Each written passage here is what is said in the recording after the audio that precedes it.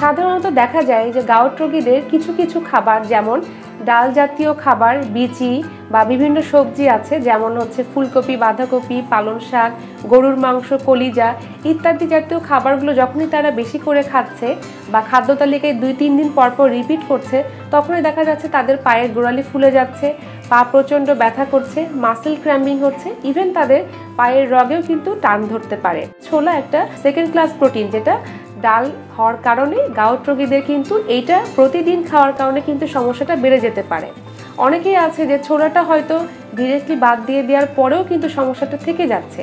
সমস্যাটা এই কারণে থেকে যাচ্ছে, কারণ হলো দেখা যাচ্ছে যে আমরা ডাল থেকে যে বেসন তৈরি করছি, এই বেসন দিয়ে কিন্তু আমরা বিভিন্ন ধরনের বেগুনি, পেঁয়াজু বা অন্যান্য আলুর চপগুলো করে থাকি। কিন্তু দেখা যায় যে এগুলো তারা না জানার কারণে তারা খুঁজে পাচ্ছে না। মনে করে অনেক সময় তারা ভেবে থাকেন যে আমরা হয়তো অন্যান্য খাবার খাচ্ছি কিন্তু কেন ইউরিক অ্যাসিডটা বেড়ে যাচ্ছে। সেক্ষেত্রে তাদের মনে রাখতে হবে এখানে ডালের তৈরি যে বেসনটা সেটার ব্যবহারটা স্কিপ করে তাদেরকে যে কোনো ধরনের চালের গুঁড়ি বা অন্যান্য কর্নফ্লাওয়ার যেগুলো থাকে এগুলো ব্যবহার করে কিন্তু এগুলো তৈরি করতে হবে। তাহলে দেখা যাবে যে তার ইউরিক অ্যাসিডের যে প্রবণতাটা বা বেড়ে যাওয়া বা গাউট রোগীদের ক্ষেত্রে অনেকটা উপকার হবে। এছাড়াও আরও কিছু খাবার আছে, তার মধ্যে একটি হলো হালিম। আপনারা সবাই জানেন যে হালিম কিন্তু ডাল থেকেই তৈরি হয়। বিভিন্ন ধরনের ডাল এবং সাথে একটু চাল মিশিয়ে কিন্তু সাথে আবার গরুর মাংসটা মিক্স করে কিন্তু হালিম তৈরি করা হচ্ছে, এবং এখানে 3টি উপাদান বা 4টি উপাদানই কিন্তু গাউট রোগীদের জন্য হার্মফুল।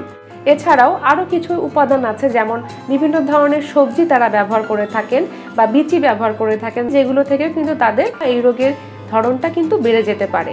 সেক্ষেত্রে আপনাদের জন্য পরামর্শ থাকবে যে আপনারা শর্করা জাতীয় একটা খাবার নিয়ে, যেমন চিড়া হতে পারে, চিড়ার সাথে দই হতে পারে বা কলা হতে পারে।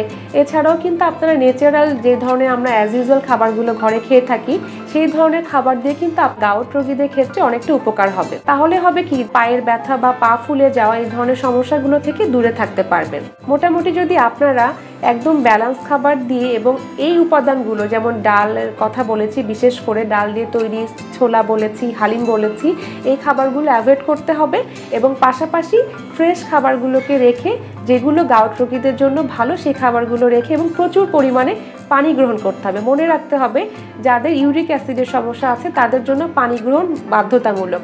অতিরিক্ত পানি গ্রহণ করলে এইটি দেখা যায় ইউরিনের মাধ্যমে অনেকটা এটা রিকভার করা সম্ভব। তাহলে আপনাদের গাউট রোগ থেকে দূরে থাকতে পারবেন।